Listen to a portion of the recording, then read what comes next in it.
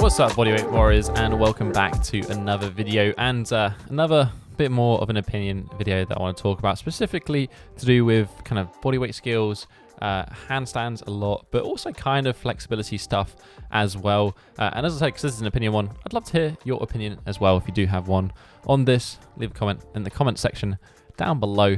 But otherwise, let's get into this video talking about why bad form can actually be good for you. There's a few points that I want to kind of go over in regards to why bad form can be good, but before we get into that one, a quick disclaimer.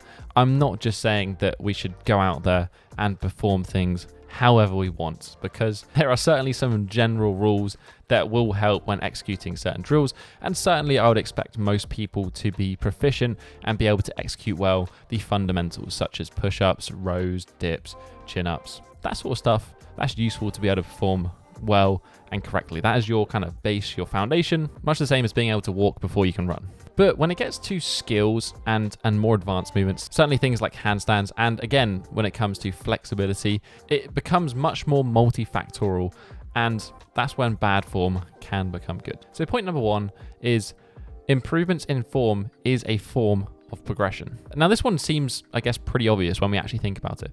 We first get into doing some form of training, some exercise, and you see beginners at the gym, they're going to be shaking, they're going to be performing movements probably questionably, certainly basic movements, and that is part of training. We need to acquire and improve our inter and intramuscular coordination and kind of just get a better understanding of movements. This happens in pretty much anything we do in life. We're going to suck initially and things kind of get better over time. Form is no different in this regard. But I mentioned this in the case of individuals who impose their own restrictions on their training based on their ability to perform an exercise under perfect form. And that's because when we get to these more advanced, these more technical kind of skills that we do, maybe like, handstands, as I said, handstand push-up, press to handstand, all of these sort of things, people kind of have the attitude that they can't do certain progressions or certain movements unless they're going to perform that thing perfectly. When in fact, doing the thing is more important than doing the thing perfectly. And this really comes down to the notion of being able to grind and being able to fight for a certain skill. Now you'll see this all the time in weightlifting, powerlifting, Olympic lifting. People, when they're going for their 1 rep max test, they're going to have an element of form breakdown. We've got kind of technical, maybe 1 rep max, in which we can perform the maximum load of a particular movement with kind of that good form, no form breakdown. And then we've got people's all-out maximum best, their PBs. And that's going to be the stuff that you're going to be seeing in like the high level, Olympic lifting or whatever. There's going to be some form breakdown in these instances. Ultimately, when we're learning these movements, we're proposing a problem to our body that our body has to provide a solution to. And this bad form, this weird-looking movement, is our body's kind of first attempt at solving that problem.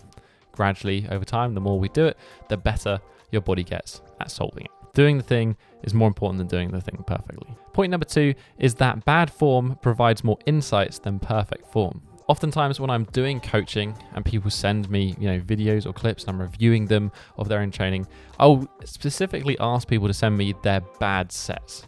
Whether it's handstands, whatever it is, I want to see you fail. I want to see you do things badly, because that tells me much more than seeing you do things perfectly. If I see you do things perfectly, I'm like, great, gold star, you did well.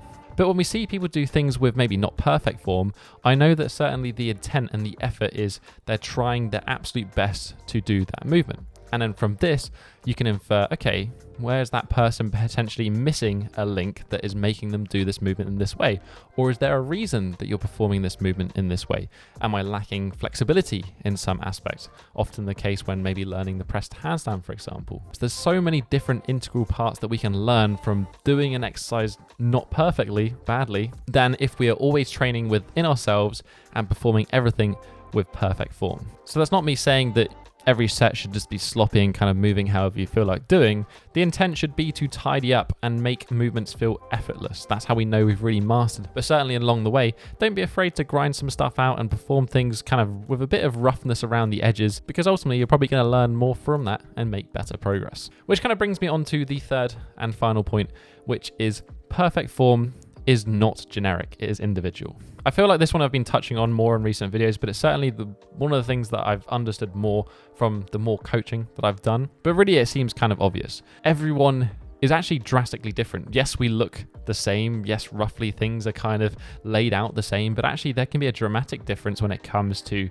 lever lengths, limb lengths, when it comes to muscle attachments, And then also just like when it comes to our anatomical structure, we've got different structures for the pelvis, we've got different structures in the shoulder, and all of these things are going to impact our way that we move and perform exercises. As I said earlier, when we're trying to learn a movement, it's a problem that we're presenting to our body, and then our body is trying to solve it in the most efficient way that it knows how. That may not look like the perfect form that you've seen on Instagram or you've seen on YouTube, or you've seen that you must be doing it this way. Your body's going to solve it in the best way that it knows how, or it can do. Probably the most obvious example of this is actually just looking at squatting. Maybe we had the days of Kelly Starrett with Becoming the Successful Leopard, and he said, like, you need to have a 10-degree turnout in the feet. The knees need to go outside of the knees to create adequate torque, and all this sort of BS ultimately that just doesn't consider individual anatomy. Go watch some Olympic lifters and watch how they squat.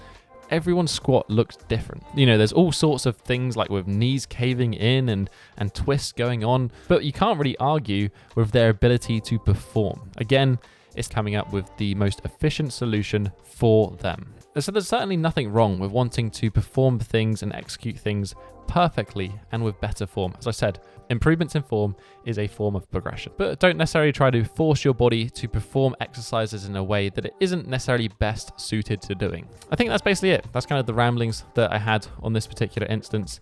Just something that I've kind of more observed on social media, and certainly, I'm responsible for myself. I've got the whole Do It Right series, which is talking about executing things. There's always that individual aspect that's really hard to communicate when you're trying to make content or videos, educational stuff for general people, because again, this needs to be done on the individual level. But as I said, this is just one guy's opinion chatting shit on the internet. It's not right, it's not wrong. I'd love to hear your thoughts and your opinions on this. Make sure you do leave a comment in the comment section down below. If you just enjoyed this video, you can hit that thumbs up button and support the channel. Right next to it is that subscribe button if you want to join the Bodyweight Warrior tribe and don't miss out on any more future videos. But other than that, I'll catch you in the next one. Have a strong week and peace.